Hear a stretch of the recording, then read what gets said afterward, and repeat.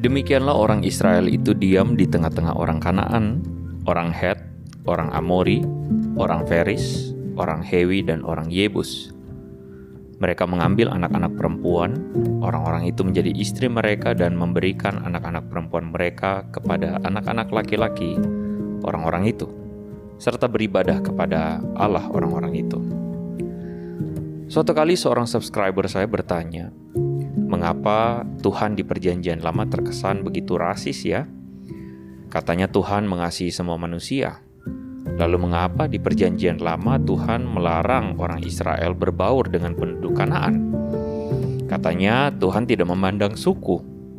Mengapa orang Israel dilarang untuk menikah dengan bangsa lain? Pertanyaan ini adalah sebuah pertanyaan yang tidak akan kita temukan jawabannya jika kita tidak memahami konteks pada waktu itu. Di dalam kitab Hakim-Hakim, kita menemukan bahwa narator menjelaskan kondisi bangsa Israel yang mengalami kemerosotan secara terus-menerus. Di pasal 3 ini, kita menemukan bahwa salah satu penyebab mengapa bangsa Israel mengalami kemerosotan itu adalah karena mereka tinggal dan berbaur bersama bangsa Kanaan. Bukan hanya itu, mereka juga kawin-mengawin dengan bangsa Kanaan. Hal ini mengakibatkan bangsa Israel mengadopsi kebiasaan-kebiasaan bangsa Kanaan yang tentu saja terlihat lebih kompleks ketimbang bangsa Israel. Jangan lupa, bangsa Israel adalah bangsa budak yang keluar dari Mesir. Sedangkan Kanaan adalah bangsa-bangsa setempat yang telah memiliki peradaban yang kompleks. Dalam hal ritual agama, bangsa Kanaan menyembah banyak dewa. Dan masalahnya terletak di dalam kebiasaan-kebiasaan tidak bermoral yang mereka miliki. Sebagai contoh, mereka melakukan ritual pengorbanan bayi-bayi kepada dewa mereka. Bahkan ada di antaranya dengan cara yang sadis sekali.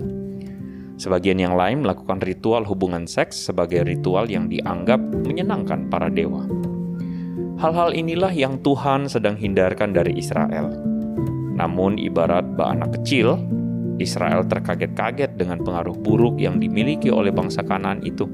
Dan mereka akhirnya terbawa dengan budaya yang buruk. Apalagi kalau sudah kawin-mengawin, maka tentu saja mau tidak mau harus ada adopsi budaya yang dilakukan bangsa Israel. Sehingga moral mereka makin lama makin merosot. Jadi tidaklah keliru jika Paulus di Perjanjian Baru mengatakan bahwa pergaulan yang buruk merusak kebiasaan yang baik. Hal ini memang bukan hal yang baru. Dari masa Perjanjian Lama hingga Perjanjian Baru, bahkan hingga hari ini, hal ini tidak pernah berubah. Apakah pergaulan dan relasi yang selama ini kita bangun menjadi sebuah relasi yang sehat? Dengan siapa kita berteman, dengan siapa kita berpacaran, dan dengan siapa kita menghabiskan waktu kita, akan menentukan pengaruh yang akan kita serap setiap harinya. Maka pertanyaannya adalah, apakah pengaruh yang kita serap setiap hari itu membuat kita makin positif? Apakah membuat kita makin mengasihi Tuhan? Apakah membuat karakter kita semakin baik?